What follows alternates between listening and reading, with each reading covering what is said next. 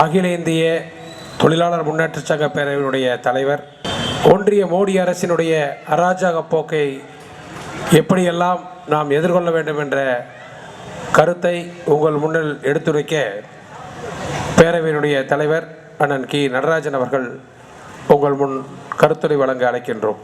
உழைக்கிற தோழர்களின் முன்னணி தோழர்கள் கலந்து கொள்கிற அந்த மாநாட்டிற்கு தலைமை பொறுப்பேற்றிருக்கிற தொழிலாளர் முன்னேற்ற சங்க பேரனுடைய செயலாளர்களில் ஒருவரும் அரசு போக்குவரத்து கழக தோமுசாவுடைய பொதுச் செயலாளருமான அன்பிற்கினிய சகோதரர் பெரியசாமி உள்ளிட்ட சகோதர தொழிற்சங்கங்களின் தலைவர்களே, பங்கெடுத்திருக்கிற எண்ணரும் தோழர்களே, நண்பர்களே, உங்கள் அனைவருக்கும் நன்றி கலந்த வணக்கத்தை தெரிவித்துக் கொண்டு, நாம் நின்று கொண்டிருக்கிற இந்த பகுதி ஒரு போராட்ட களத்தின் மைய பகுதியாகும்.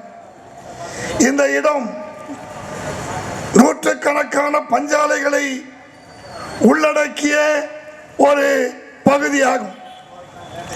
இந்த மாவட்டம் தொழிலாளர்களின் குரலை ஒடுக்க நினைத்த முதலாளிகளை அடக்கி ஆண்ட ஒரு பகுதியாகும். தொழிற்சங்க இயக்கம் வீரியமாக நடைபெற்ற ஒரு பகுதியாகும். சுதந்திரத்திற்கு முன்னாகவே எம்ஜிஆர் போன்ற தியாகிகளால் கட்டமைக்கப்பட்ட ஒரு பகுதியாகும். இந்த மாவட்டம் உங்களுக்கு தெரிந்தாலும் நினைவுபடுத்த விரும்புகிறோம். பஞ்சாலை முதலாளிகள் அனைத்தும் அந்த சங்கத்துடைய சைமானுடைய தலைவர்கள் ஒன்றிணைந்து தொழிற்சங்க இயக்கங்கள் பஞ்சாலையில் போனஸ் வேண்டும் என்று போராடிய போது முதலாளிகள் அமைப்பு அந்த போனஸை தர மறுத்தது. கூடுதல் போனஸ் வழங்குவதற்கு வாய்ப்பில்லை என்று சொன்ன போது அன்றைய தமிழகத்துடைய முதலமைச்சர் எங்கள் நெஞ்சமெல்லாம் வாழ்ந்து கொண்டிருக்கிற முத்தமிழறிஞர் கலைஞர் நேரடியாக பேச்சுவார்த்தையில் கலந்து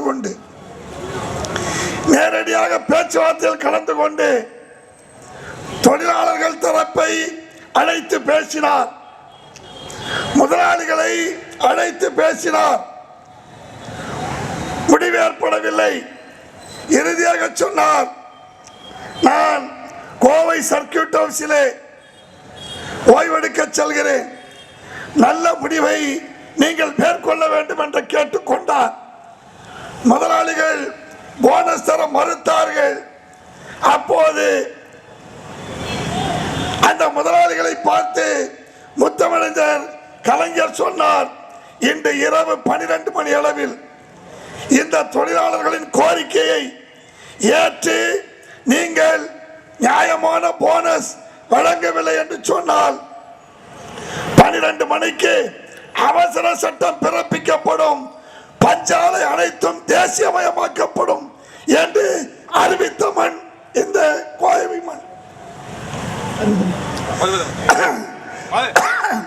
அந்த கோவை நின்று கொண்டு நாம் வேலை நிறுத்தத்திற்கான தயாரிப்பை பேசிக் கொண்டிருக்கிறோம். இப்போது நமக்கு முன்னால் இருக்கிற பிரச்சனைகள்,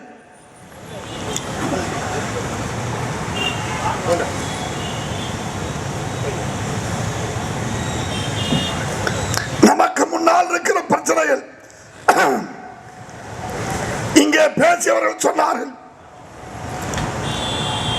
தொழிற்சங்கங்கள் தொடர்ச்சியாக போராடி கொண்டிருக்கிற எந்த தொழிற்சங்கமும் இந்த சட்டங்களில் திருத்தம் தேவையில்லை என்று நாங்கள் சொல்லவில்லை.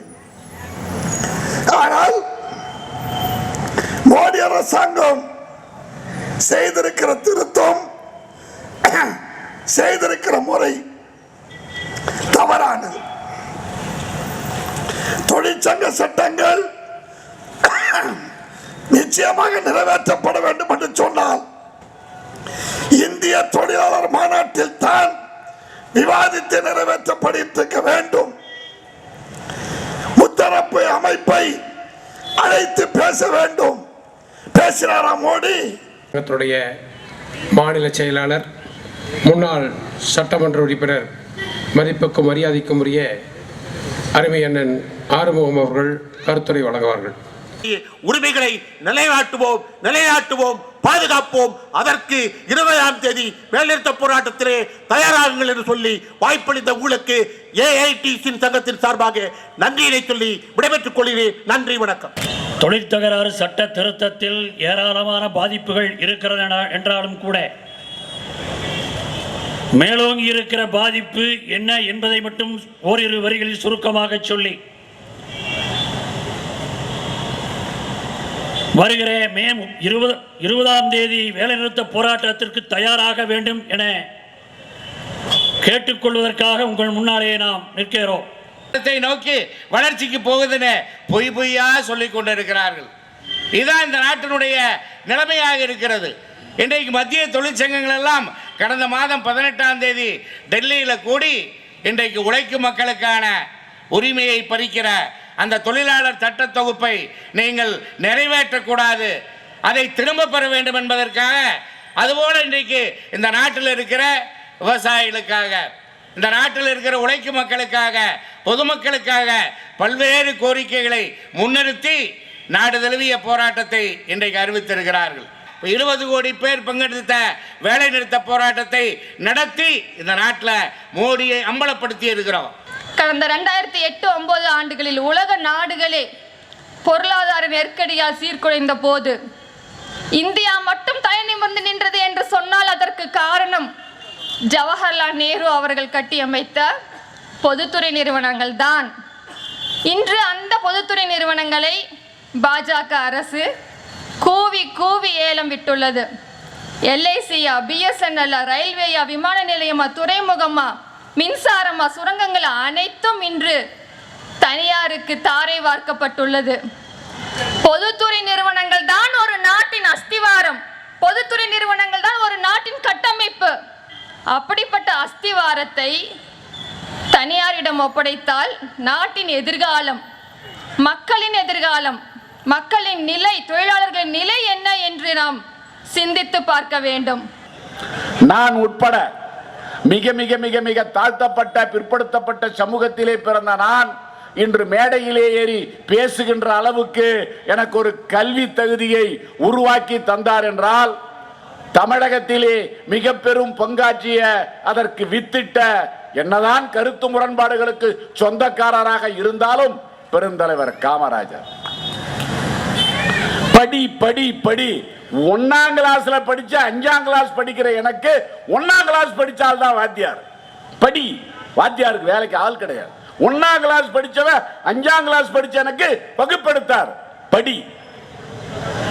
அவரை 1966ஆம் ஆண்டு டெல்லி மாநகரத்திலே அவர் வீட்டை கொளுத்தியவர்கள், அகில இந்திய காங்கிரஸ் கமிட்டி தலைவராக இருந்தபோது அவர் வீட்டை கொளுத்தியவர்கள், இந்திய நாட்டின் சுதந்திர போராட்டத்தின் குறியீடாக இருக்கின்ற மகாத்மா காந்தியை கொன்றவர்கள், காமராஜர் வீட்டை கொளுத்தியவர்கள், இந்த நாட்டின் சுதந்திர போராட்டத்திலே எல்முனை அளவு கூட பங்கு செலுத்தாதவர்கள், இந்த நாட்டின் சொத்துக்களின் மீது இம்மி அளவு கூட பற்றில்லாதவர்கள், தேசிய கொடியை மதிக்காதவர்கள், இந்திய நாட்டின் தேசிய கீதத்தை மறுத்தவர்கள் இன்று அதிகாரத்திலே இருக்கிறார்கள்.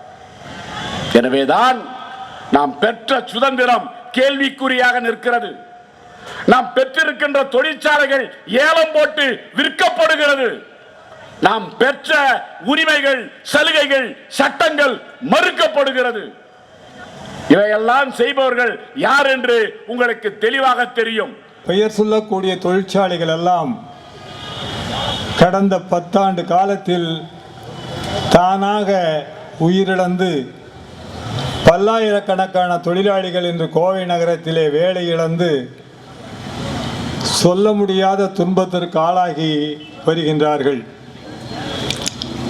ஆனால் தொழில் நடந்து கொண்டிருக்கிறதா என்று சொன்னால் பஞ்சாலை தொழில் நடந்து கொண்டிருக்கின்றது. பஞ்சாலை தொழிலிலே யார் வேலை பார்க்கிறார்கள் என்று சொன்னால் இந்த கோவை நகரத்தை சுற்றுவட்டாரத்தில் இருப்பவர்கள் யாரும் வேலை பார்ப்பது கிடையாது. அதற்கெல்லாம் தொழிலாளிகள் வடமாநிலத்திலிருந்து இங்கே வந்து இறக்குமதி செய்யப்பட்டு வேலை செய்து கொண்டிருக்கின்றார்கள். இந்தியா ஒரே நாடு என்பதிலே இரண்டு விதமான கருத்து கிடையாது. ஆனால் ஒரு தொழிலாளியினுடைய அடிப்படை தேவைகளுக்கு கூட, வாழ்க்கை செலவுக்கு கூட சம்பளம் பெற முடியாத அளவிற்கு ஒரு துர்பாக்கியமான சூழ்நிலையிலே இன்றைய தினம் பஞ்சாலை தொழில் நடந்து கொண்டிருக்கின்றது. இதெல்லாம் யார் கேட்பது என்று சொன்னால், தொழிலாளர் துறை, தொழிற்சாலை துறை, இவைகளெல்லாம் எதுவுமே செயல்படுவது கிடையாது. இதெல்லாம் எல்லாருக்கும் தெரிஞ்ச விஷயம். எதுவுமே செயல்படுவது கிடையாது. இருக்கிறதா என்று சொன்னால் இருக்கிறது, ஆனால் செயல்படுகிறதா என்று சொன்னால் செயல்படுவது கிடையாது. மாநில தலைவர்களுக்கும் இங்கே அமர்ந்திருக்கின்ற அனைத்து தொழிற்சங்கத்தினுடைய தொழிலாளர் தோழர்களுக்கும் ஏஐசிசிடியுவின் சார்பாக வணக்கத்தை தெரிவித்துக் கொள்கிறேன். மதிப்புக்குரிய மேயர் திருமதி ரங்கநாயகி அவர்களே, இந்த மாநாட்டிலே இறுதியிலே தொழிலாளிக்கு இதுவரை ஏற்பட்டிருக்கின்ற பல்வேறு சங்கடங்களை எடுத்து கூறியும் 2025 மே 20 நாடு தழுவிய அளவில்